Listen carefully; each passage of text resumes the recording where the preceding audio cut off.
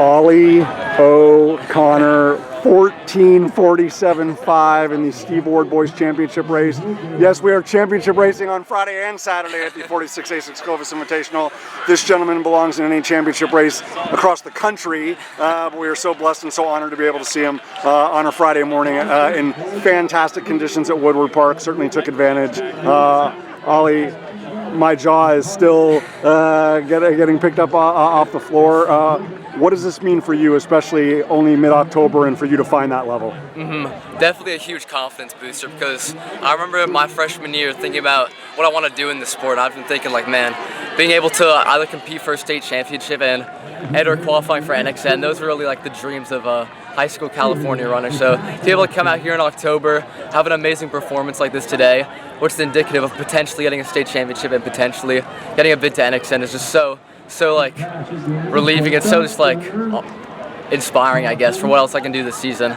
I'm really looking forward to the rest and what my team can do. So just such a great experience and great feeling. We talked about it so many times last year, and this was kind of like the first indicative moment. I mean, for you, it was also a cool breeze, but like for the entire collection of the Division 5 athletes, you know, last year was the best year ever for Division 5. Guys like you and Fitzpatrick and so many others are carrying on that legacy. But you know, for you and for Ben and for Turk and for Patrick, for like what all you guys did collectively together, and it's like, well, that doesn't just need to be like a one moment in history. Like, we can continue to carry it forward. Like, what has that done just to not only help you elevate your teammates and the entire division, but the entire state of California, so you can continue that legacy this year? Absolutely, yeah. Last year we really California, I guess, really opened its eyes to what Division 5 was capable of, with just like the amazing performances from like Landon, Ian, Ben, all those guys, and also Menlo getting the team qual. It really just showed that D5 is a competitive division and it can compete at any level in California. And I'm really happy that we have some guys coming back this year that'll hopefully be able to continue that legacy. I think we saw some of it today. I'm sure we'll see some of it tomorrow too. But just how fast Division 5 can be, and like there's a lot of talent in Division 5, and I think in the prior years California hasn't really been able to see that with certain like circumstances and stuff. So it's great that we're finally being able to get put into like the main California, I guess, like vision of what the division can be. And looking forward, I'm really excited for state this year, because I think it can be really fast. I was just saying with Fitzpatrick, Blake Vey, like we're gonna be really fast. All of Menlo, like it's gonna be a legit state race. So most it's so most exciting. definitely. And I'm so glad that you mentioned Blake Bay as well. Obviously Hauser, carrying on that Menlo legacy also. The way your body felt and the way that you really commanded that second half of the race. Again, obviously, Lord willing, health providing, you got to get through the gauntlet at Mount Sac, in November before you even get back here on the 29th. But just what kind of reassurances, what kind of affirmations and validations, from your training, it was kind of indicative today that kind of gives you even more optimism and enthusiasm for the return trip later on?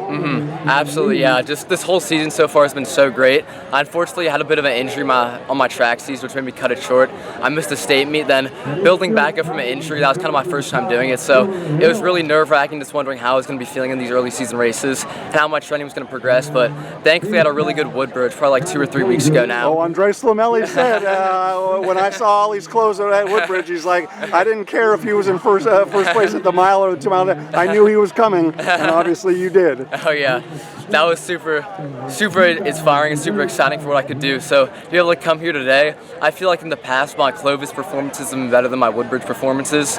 So it was really awesome to come out here, have a great performance again, and then just getting confidence from it, because that was definitely not an easy race. I was hurting from probably like after the first mile when we were going up those hills and stuff, but I was still able to be mentally strong enough to make that move with a mile to go and just like sit with the pain, fight through it, and still able to push through for a great performance at the end. So super inspiring and a great reminder of how I can race, especially under hard conditions. 14:47.5. We are going to put 14:32.5 out, because I'm sure that is a constant reminder for the great Olly O'Connor. But he reminded us all today why he's one of the best in California and in the United States, regardless of size of school, regardless of geography, regardless of section. Olly, brilliant effort today. Congratulations. Thank you so much.